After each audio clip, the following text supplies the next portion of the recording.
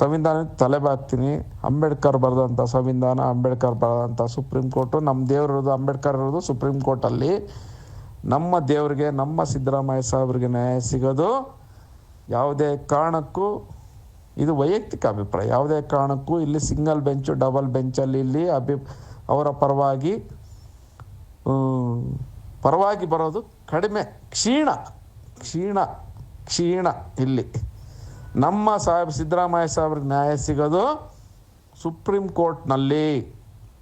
ನಮ್ಮ ದೇವರಿರೋದಲ್ಲಿ ನಮ್ಮ ಅಂಬೇಡ್ಕರ್ ಇರೋದು ಸುಪ್ರೀಂ ಕೋರ್ಟಲ್ಲಿರೋದು, ನಮ್ಮ ಅಂಬೇಡ್ಕರ್ ನಮ್ಮ ದೇವರಿರೋದು. ಹಾಗಾಗಿ ದಯಮಾಡಿ ನನ್ನ ಮನವಿ ಇಷ್ಟೇ, ಸುಪ್ರೀಂ ಕೋರ್ಟಲ್ಲಿ ಡಿಸೈಡ್ ಆಗೋವರೆಗೂ ನಮ್ಮ ಸಿದ್ದರಾಮಯ್ಯ ಸಾಹೇಬರು ಮುಖ್ಯಮಂತ್ರಿ ಆಗಿರಬೇಕು. ಈಗ ನಾವು ಮೀಡಿಯಾದಲ್ಲಿ ನೋಡ್ತಾ ಇರ್ತೀವಿ ಎಲ್ಲ ನಾವು, ಯಾರು ಇನ್ನೊಬ್ಬರು ಮಂತ್ರಿ ಆಗ್ತಾರೆ, ಇನ್ನೊಬ್ರು ಇವರೇನು ಮಾಡ್ತಾರೆ ಗೊತ್ತಾ, ಇಲ್ಲಿ ಸಿಂಗಲ್ ಬೆಂಚಲ್ಲಿ ಅಪ್ಪಿತಪ್ಪಿ ನಾವು ಆಗೋದು ಬೇಡ. ಸಿಂಗಲ್ ಬೆಂಚಲ್ಲಿ ಏನಾರ ಉಲ್ಟಾ ಆಯ್ತು ಅಂತ ತಿಳ್ಕೊಡ್ರಿ ರಾಜೀನಾಮೆ ಕೊಡಿ ಅಂತ ಕುತ್ಕೊಳ್ತಾರೆ. ಡಬಲ್ ಬೆಂಚಲ್ಲಿ ಉಲ್ಟಾ ಆಯ್ತು ಅಂತೀರಿ ರಾಜೀನಾಮೆ ಕೊಡಿ ಅಂತಾರೆ.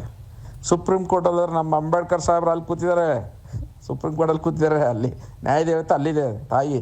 ನಾವು ದೇವರು ಧರ್ಮನ ನಂಬ್ಕೊಂಡಿರ್ತೀವಿ, ಸುಪ್ರೀಂ ಕೋರ್ಟಲ್ಲಿರೋದು. ಹಾಗಾಗಿ ನಮ್ಮ ಅಂಬೇಡ್ಕರ್ ಇರೋದು ಸುಪ್ರೀಂ ಕೋರ್ಟ್ನಲ್ಲಿ, ನ್ಯಾಯದೇವತೆ ಅಲ್ಲಿ ಕೂತಿದ್ದಾಳೆ, ನಮ್ಮ ತಾಯಿಗೆ ಅಲ್ಲಿ ಕೂತಿದ್ದಾಳೆ, ನಮ್ಮ ಅಮ್ಮ ಭಾರತ ಮಾತೆ ಅಲ್ಲಿ ಕೂತಿದ್ದಾಳೆ, ನ್ಯಾಯ ಕೊಡೋದು ಅಲ್ಲಿವರೆಗೂ ಕೂಡ ಸಿದ್ದರಾಮಯ್ಯ ಸಾಹೇಬರು ಸುಪ್ರೀಂ ಕೋರ್ಟಲ್ಲಿ ಬರೋವರೆಗೂ ಕೂಡ ಯಾವುದೇ ಕಾರಣಕ್ಕೂ ಕೂಡ ಅವ್ರ ರಾಜೀನಾಮೆನ ಕೇಳಬಾರ್ದು.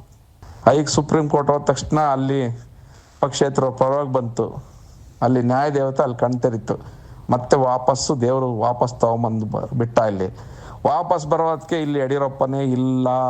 ಇದು ದೇವರು ಧರ್ಮ ಹಿಂದುತ್ವ ಅನ್ನೋದು ಇಲ್ಲಿ ಭಾರತ ದೇಶ ಅನ್ನೋದು.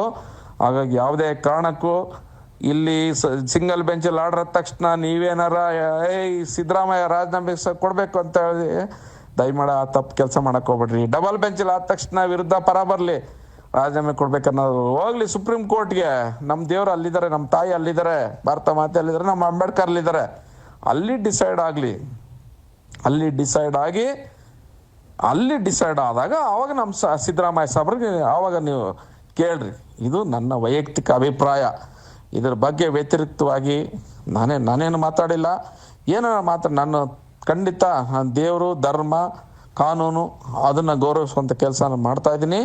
ಇದು ನನ್ನ ಒಬ್ಬನ ಅಭಿಪ್ರಾಯ ಅಲ್ಲ, ಇಡೀ ರಾಜ್ಯದ ಸಾಮಾನ್ಯ ಜನರ ಅಭಿಪ್ರಾಯ ಇದು. ಇದನ್ನು ಗಮನದಲ್ಲಿಟ್ಕೊಂಡು ನಮ್ಮ ಸಿದ್ದರಾಮಯ್ಯ, ಅವಾಗೂ ಯಡಿಯೂರಪ್ಪ ಅಂತಿದ್ದೆ, ಯಡಿಯೂರಪ್ಪನೇ ಅಂತಿದ್ದೆ ಅವಾಗ 2008 ಯಡಿಯೂರಪ್ಪರಿಗೆ ಅನ್ಯಾಯ ಆಯಿತು ಅಂತ ಹೇಳ್ತಾ ಇದ್ದೆ. ಇವಾಗಲೂ ಕೂಡ ನಮ್ಮ ಸಿದ್ದರಾಮಯ್ಯವ್ರಿಗೆ ಅನ್ಯಾಯ ಆದರೆ ಖಂಡಿತ ನಾವು ಯಾರೂ ಸಹಿಸೋದಿಲ್ಲ. ಇದು ಯಾರೂ ಸಹಿಸೋದಿಲ್ಲ.